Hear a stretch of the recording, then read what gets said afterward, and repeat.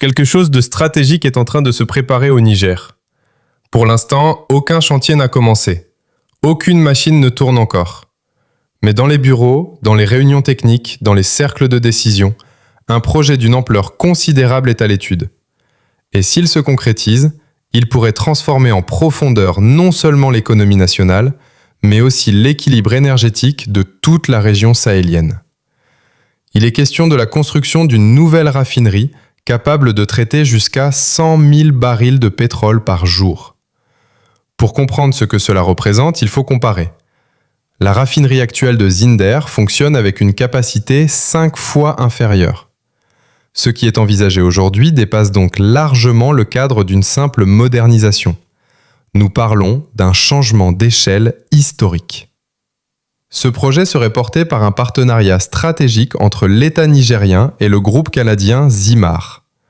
L'ambition affichée est claire: raffiner localement le pétrole brut, réduire de manière significative les importations de carburant et renforcer l'indépendance énergétique du pays.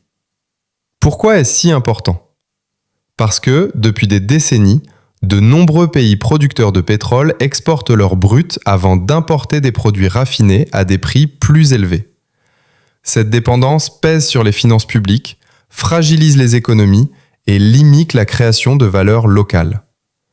Raffiner sur place, c'est capter davantage de richesses, développer des compétences techniques nationales et créer un tissu industriel durable. Le site envisagé pour cette future infrastructure couvrirait près de 8000 hectares. Ce chiffre donne une idée de l'ambition du projet. Il ne s'agirait pas seulement d'une unité de raffinage, mais d'un complexe pétrochimique capable de structurer toute une filière industrielle autour de lui.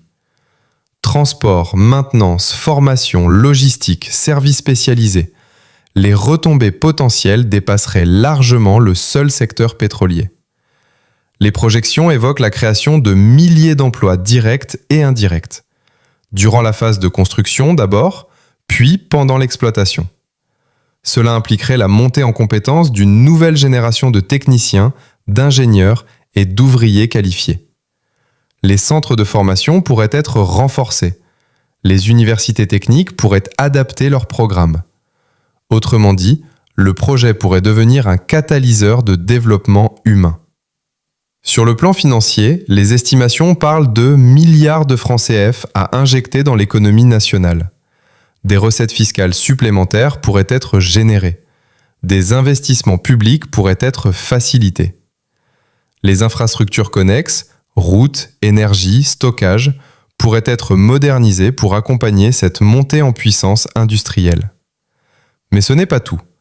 En parallèle, la phase 2 du bloc pétrolier d'Agadem prévoit une augmentation majeure de la production nationale. Les chiffres évoquent un passage de 20 000 à 100 000 barils par jour, une multiplication par 5. Cette progression, si elle est confirmée, changerait radicalement la capacité du pays à peser dans le secteur énergétique régional. La combinaison d'une production accrue et d'une capacité de raffinage locale ouvrirait une perspective nouvelle.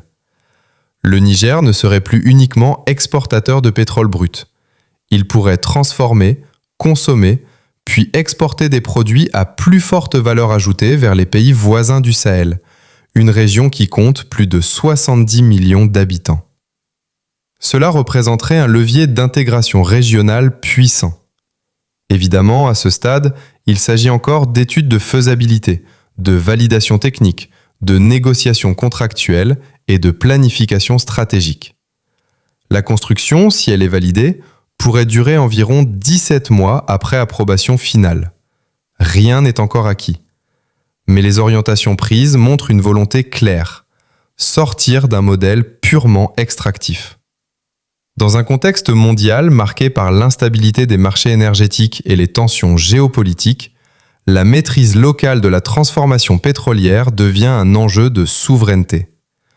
Produire sans transformer limite le pouvoir économique.